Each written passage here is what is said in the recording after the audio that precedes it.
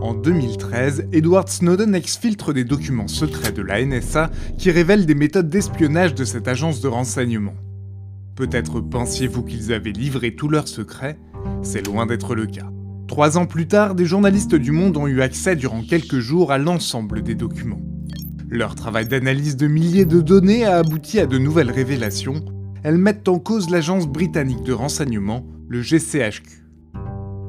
D'abord, prenons un peu de recul pour mieux comprendre. Les documents d'Edward Snowden permettent de mieux appréhender l'ampleur d'un type particulier d'espionnage, le renseignement technique. Depuis les années 2000, la cybersurveillance est en plein essor, mais ce dispositif s'est additionné à des techniques plus anciennes, particulièrement le renseignement d'origine électromagnétique. Et contrairement à ce que l'on pensait, ce domaine est en pleine expansion.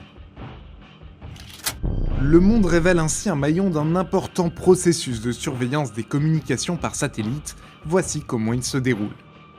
Un satellite géostationnaire a une révolution identique à la rotation de la Terre. Il paraît donc immobile par rapport à un point de référence sur le globe.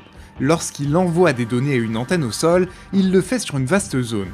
Il suffit à un service de renseignement d'orienter ses antennes dans cette direction et de se mettre sur les fréquences utilisées pour en récupérer les données.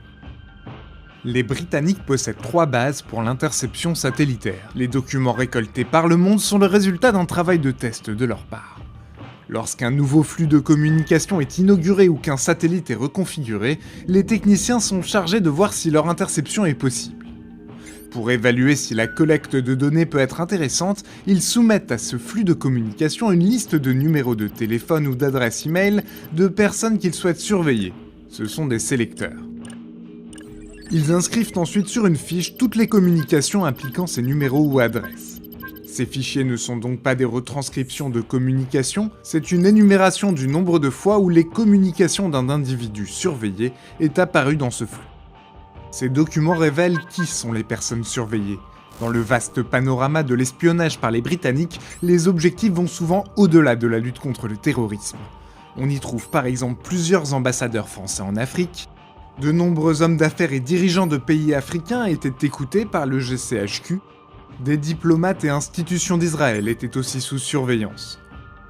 Les secteurs de l'économie et de l'humanitaire n'ont pas échappé aux interceptions de communication par satellite.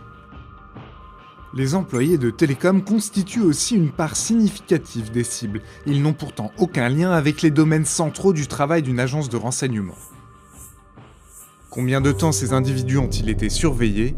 Le sont-ils encore? Qui étaient les cibles prioritaires? Ces documents ne le révèlent pas. Ils permettent de mieux comprendre en observant comme par un trou de serrure les techniques d'espionnage des services britanniques.